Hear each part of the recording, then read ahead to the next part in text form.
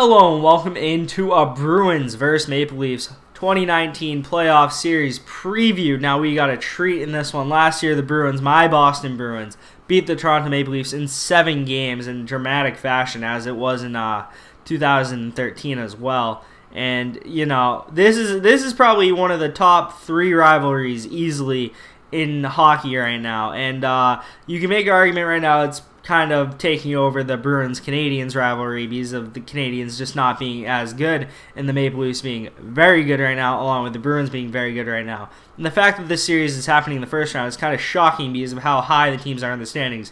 You have 2 top 4 teams facing each other, 2 top 4 teams in the East facing each other in the first round, which is a little bit absurd, and I think they should just abolish the divisions. Just have 2 conferences, East and West, 1 through 8 play. 1 plays 8, 2 plays 7, and so on. I think that's how it should be, like the old format. But I don't think there should be divisions. I think there's too many games in the season for you to split them up in divisions. It just doesn't make sense to me. It doesn't make sense that we're getting this the first round. But as a fan, I'm going to enjoy every second of watching these games because they're going to be all very entertaining. And it's better to get this series than it is to not get this series.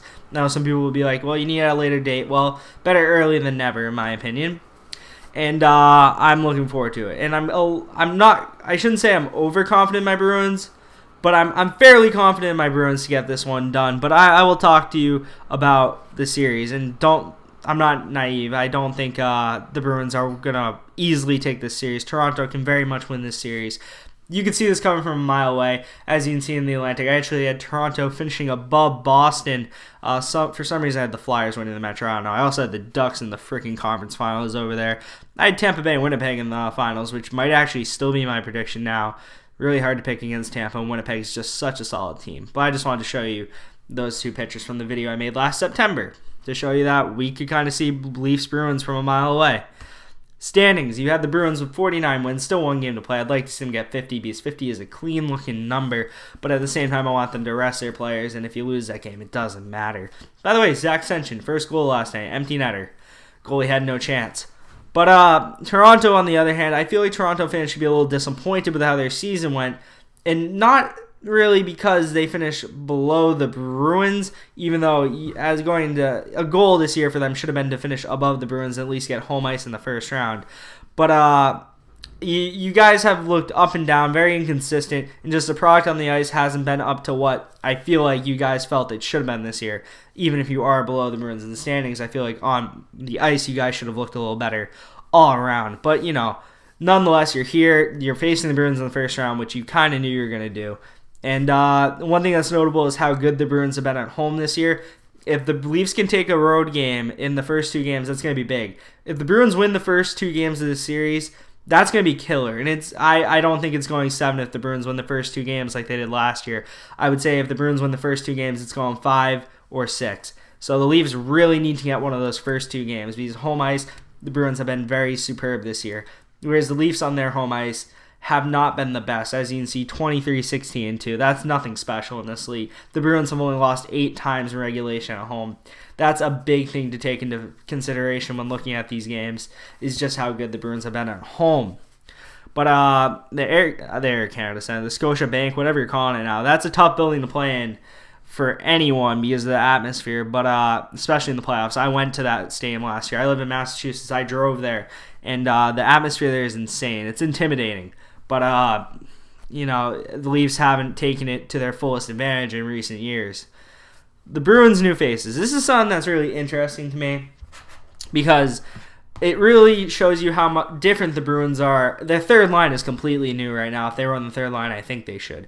And I know Carson Kuhlman has been playing good lately, but it's really hard to fit him in the lineup because I don't think he belongs in there over Danton Heinen just because of full body of the work. If you want to put him in over him because of recency and how good Carson Kuhlman's been doing lately, feel free to. But no Rick Nash, no Riley Nash, no Tim Schaller. Very good Tim Schaller replacement, Chris Wagner. You can make a good argument Chris Wagner is better than Tim Schaller, which I think I'd agree with you at this point. Charlie Coyle is definitely better than Riley Nash. Riley Nash's stats last year were a little inflated from his time replacing Bergeron when he was injured on the Marchand and Pastrnak line. Charlie Coyle is a better, well-rounded player. And then you got Marcus Johansson, who is a way better than Rick Nash, in my opinion, for what we need. We need offensive spark. Rick Nash, decent two-way player, has a good shot, but he really just didn't mesh well with Krejci and DeBrusk. And Marcus Johansson, you can make a good argument he should be on the second line for the playoffs with the Bruins going forward. I think he meshes well with DeBrusk and Krejci, but he got injured, so he hasn't had as much time to mesh, which is a little bit of a concern because I would have liked... It's kind of like Rick Nash last year when he got injured. I wish Marcus Johansson had more time to gel, and if he's purely a rental, that's going to be sad because I really like Marcus Johansson's game. Good depth forward, though, and Joakim Nordstrom on the bench to put in if someone has an off game and you want to put them on the ninth floor or something like that. But and then you move to defense where it's basically the same, except you remove Adam McQuaid and you add Brandon Carlo, and you have a much better seventh defenseman, assuming John Moore can regain health. And also, if you want to throw Clifton's name in there, I don't think Clifton is really in the top 6 when fully healthy. And then you also got Camper, who's a decent plug-in guy if someone gets injured. Bruins are very deep in the back. If you watch them this year, you know that. But the biggest addition to this team, I think, is Brandon Carlo. Now, I might be going out on a limb here, but I think Brandon Carlo has been our best defenseman start to end of the season. I feel like no one's been as consistent at what they do. He's never played a playoff game. This guy broke his own ankle last year by falling on it like 3 games before the playoffs, and it was very... it hurt a little because he missed the year before with the concussion issues. And this guy is a stud shutdown defenseman. He's not going to give you much on the offensive side of the puck. So if you're looking at stats for Brandon Carlo, you shouldn't. Just use your eyes, watch the game. There might be some analytics to show you how good he is defensively. But man, this guy's a 6'5" tower of power.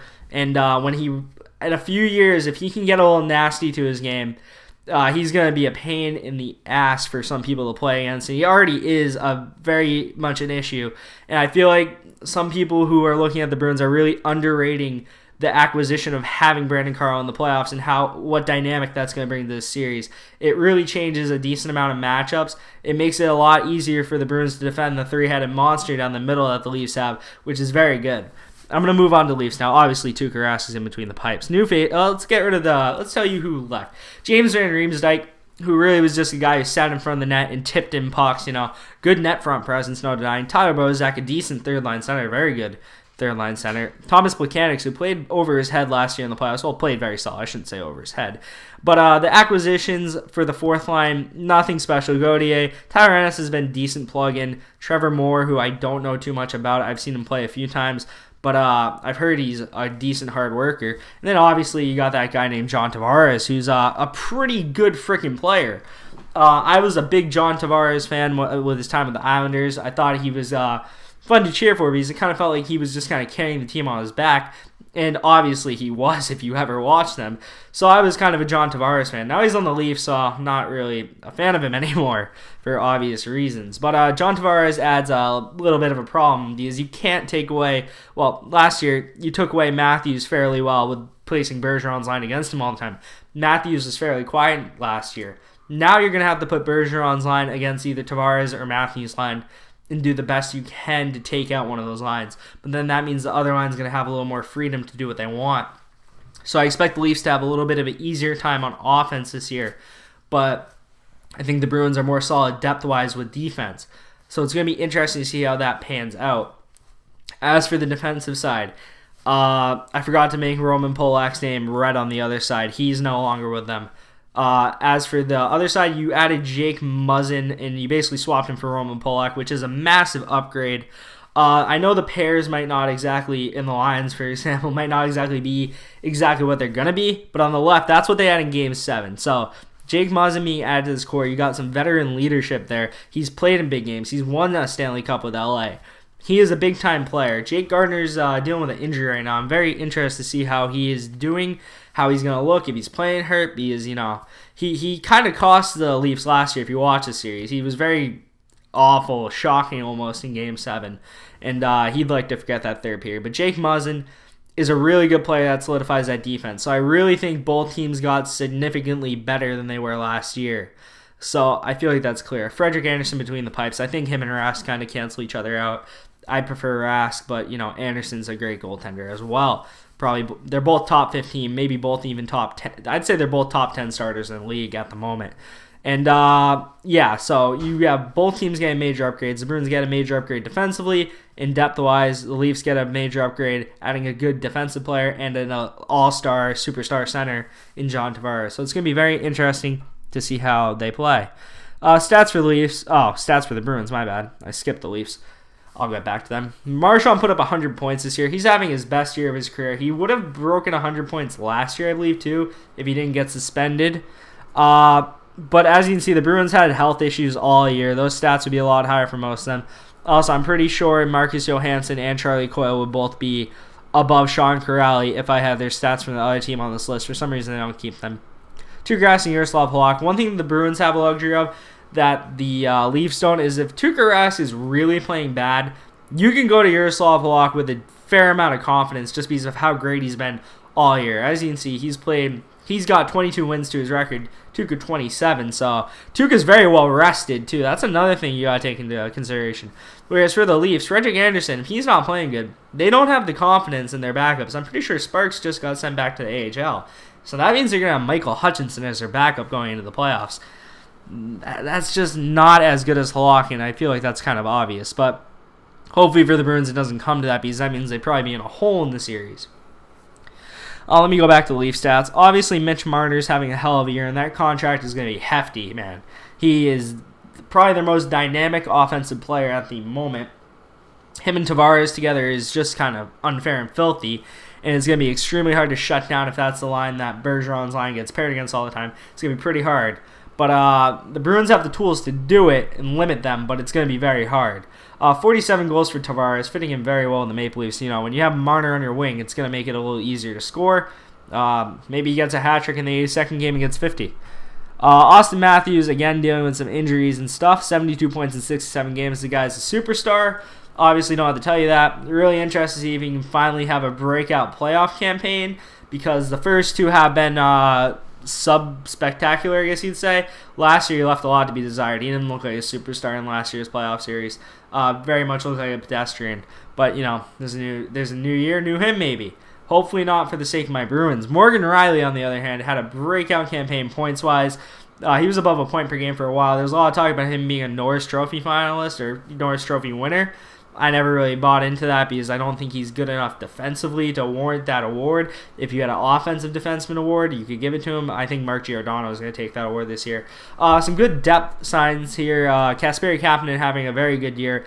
Andreas Janssen, Zach Hyman. The Leafs are full of depth, and if you watch them, you know they can strike you in waves. It's not just the first line or even the second line. The third line can get you, and even the fourth line can get you. As you can see, Frederik Andersen had an outstanding year for the Leafs. Really, he played a lot of games, 59. That's a decent amount of games. If the Leafs got more help in their backup, they probably would have won more games.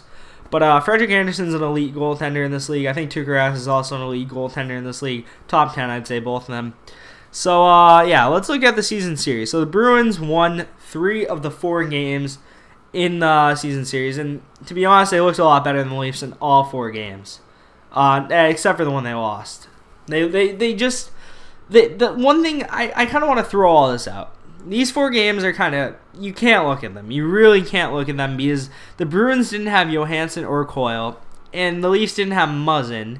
And those are 3 really big differences in the game. So it's really going to be interesting to see how they go. So when I look at the season series, I think that really honestly means nothing. It meant nothing last year when they played each other. It was kind of who's going to get lucky tonight with the bounces and all that, because the Bruins definitely got lucky in last year's playoff series.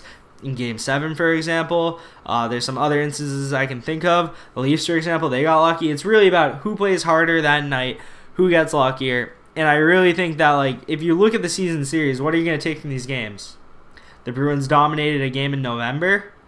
Oh, the Bruins won another game in November. Oh, look, the Bruins won another one in December. Oh, look, they lost in January. Oh, no, I got that wrong. They lost in December. They won in January. You really can't look at those games and take them for anything. They're so long ago. Like, I don't know who the hell made the schedule, but that is just awful. I don't know. To not face the Leafs once after the trade deadline, that needs to change next year. But I wouldn't look at those games at all. But I think it's notable to say the Bruins won 3-1 and looked fairly good in most of those games. That's all I really have to talk about. I'm going to say Bruins are going to win this series in 6 games. Wouldn't shock me if either team wins, though, and it wouldn't shock me if the Bruins can win in 5. It would shock me if they swept. Leafs win in 6, that wouldn't shock me. Leafs win in 7, that wouldn't shock me. But I'm going to say Bruins win in 6. I think the Bruins are a better team. They have a more well-rounded team, and I think that matters in the playoffs a lot. I don't think the run-and-gun style of the Leafs, with just scoring being their only strong suit. I mean, yes, you can win like that, but I feel like it's more likely you're going to win if you have a more well-rounded team like the Bruins do. That's all I have time for you today. I hope you enjoy my insight. I'm not the most analytical guy when it comes to this type of stuff. I just like to give my thoughts, my 2 cents, and a little preview. Hope you like the images. If you want, follow me on Twitter there. There's my @. Like the video if you like the video. Leave a comment with your thoughts on the series, and hit the subscribe button down below if you like my channel. I'll be releasing videos after every Bruins game, and there will be a lot more insight into specific things, because this is just kind of broad overview. Those are going to be very specific about instances in each game. They're like 10 minutes per video. Each game is going to get one, and I'll probably release them probably the same night or early AM the day after, so you got those to look forward to. Thank you for watching, and thank you for the support, and thank you for anyone who's stuck by me, because I'm inconsistent with uploading. I really appreciate it. And to all my Toronto subscribers, give me hell. That's all I can say. Bruins in 6. Peace.